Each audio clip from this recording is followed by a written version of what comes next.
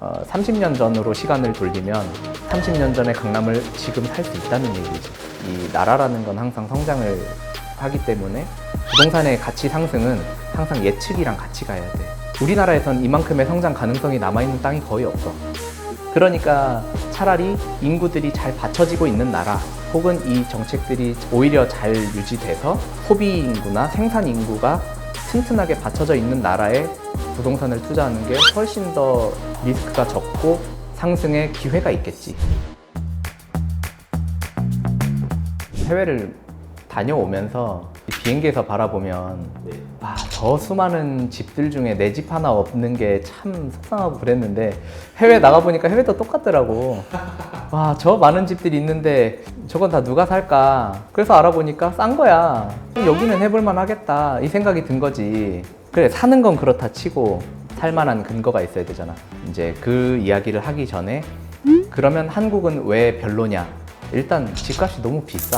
근데 그 집값을 이야기하려면 부동산 거품에 대해서 이야기를 안 할 수가 없지.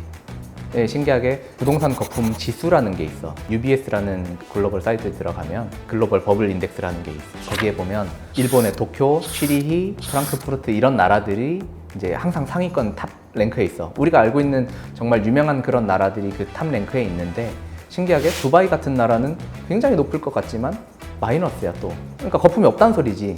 그러니까 우리는 정보가 너무 편향되어 있는 것에 어찌 보면 속고 있는지도 모르는 거지. 이런 이야기 한국은 없지만 부동산 공급이 부족하다라고 느끼고 뭐 인구가 수도권에 이렇게 집중돼서 그렇다. 그런 것 때문에 아예 안 들어갔을 수도 있고 만약에 그 똑같은 지표나 이런 걸 봤을 때 부동산 가격 대비 사람들의 소득률 그게 그 계산한 공식이니까 그렇게 하면은 절대 그 거품 지수가 좋을 리는 없어. 부동산 거품 지수라는 게 뭐냐면 내가 현실적으로 돈 벌어서 살 수 있느냐 없느냐 이거야. 아주 쉽게 말하면 현실적인 사람들의 평균 월급으로는 서울 집값을 감당할 수 없어. 불가능하죠. 이제 외국의 그 주요 도시들 보면 다운타운에 있는 집들과 그 외곽에 있는 집들의 가격이 한국처럼 차이가 나진 않아. 그만큼 버블 자체가 심하다는 거야. 근데 사람들이 그걸 엄청 살려고 하잖아. 그렇죠. 빚을 내서라도 뭐 거주의 목적이라고 하든 어찌 됐든 그럼 그 노력이면 빚을 내서 가치 있는 부동산을 사라 이거지.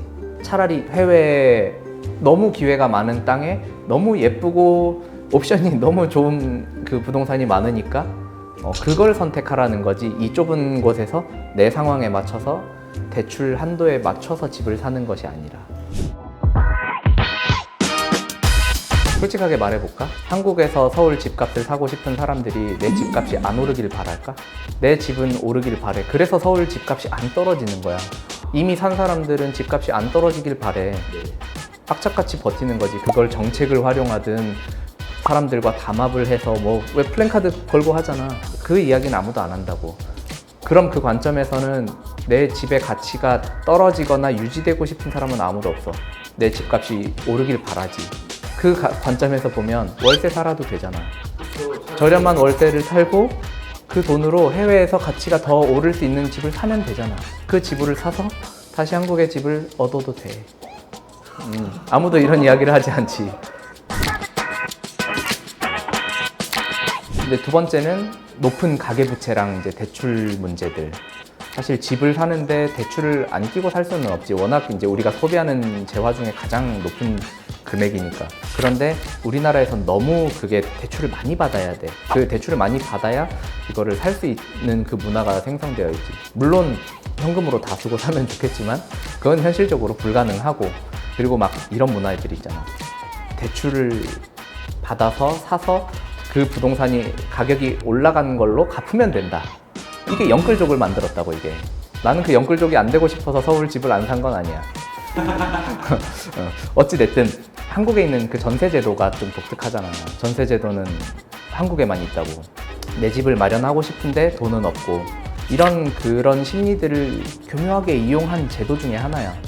근데 이거의 제일 큰 문제점은 뭐냐면 높은 대출이자를 내가 감당해야 되는 거. 나는 중산층이야 라는 사회적 인식을 맞추기 위해서 무리하게 전세에 살면서 그 돈으로 내가 다른 걸 할 수 있는데 그 기회비용을 날리는 게 참 엄청 속상한 부분이지. 그게 난 대출 문제라고 생각을 하고, 그 다음은 수시로 바뀌는 이 정책과 지방 격차에 대한 문제들.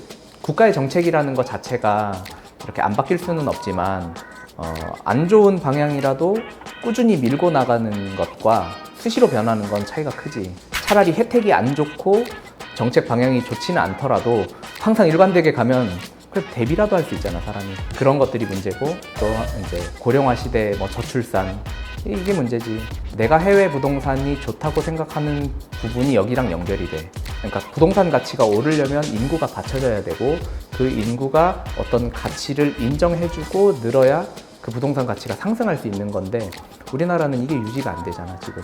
인구가 오히려 감소하고 있고, 그러다 보니까 해외 시장이 오히려 더 좋다고 생각하는 이유는 우리나라는 이걸 출산율로 끌어올려가지고 인구를 메꾸려 그래. 언제 기다려, 이거 애들 크는 거. 지금 키워가지고 애들 낳아가지고 이거 언제 메꾸냐고. 30년 후에 얘네들이 돈 벌 때까지? 안 돼. 그러니까 차라리 인구들이 잘 받쳐지고 있는 나라, 혹은 이 정책들이 오히려 잘 유지돼서 소비 인구나 생산 인구가 튼튼하게 받쳐져 있는 나라에 부동산을 투자하는 게 훨씬 더 리스크가 적고 상승의 기회가 있겠지. 국내 부동산 시장에 문제가 많고 정책 뭐 이런 다양한 이슈가 많아서 한국에는 부동산 투자를 하면 안 된다 이렇게 얘기하는 건 아니야.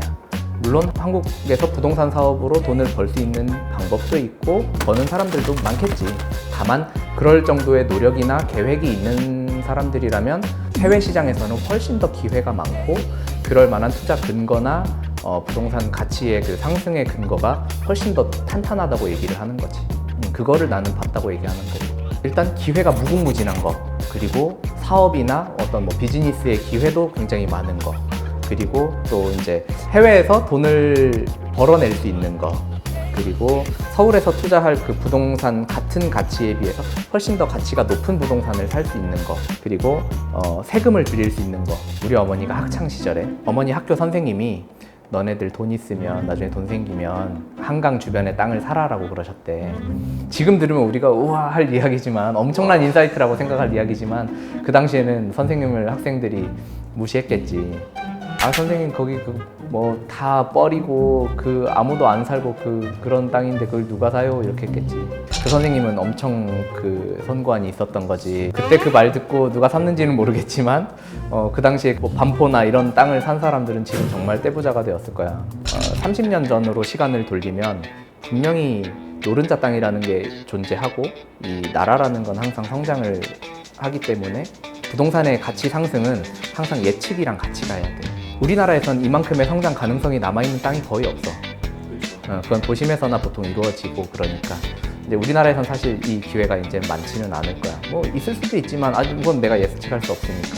근데 해외에는 이 시계를 돌려서 비슷한 상황이라고 가정을 하면 성장 과정에 있는 나라가 굉장히 많고 그 과정에서 이것과 비슷한 사례가 많기 때문에 그런 곳에 만약에 투자를 한다고 하면은 30년 전에 강남을 지금 살 수 있다는 얘기지.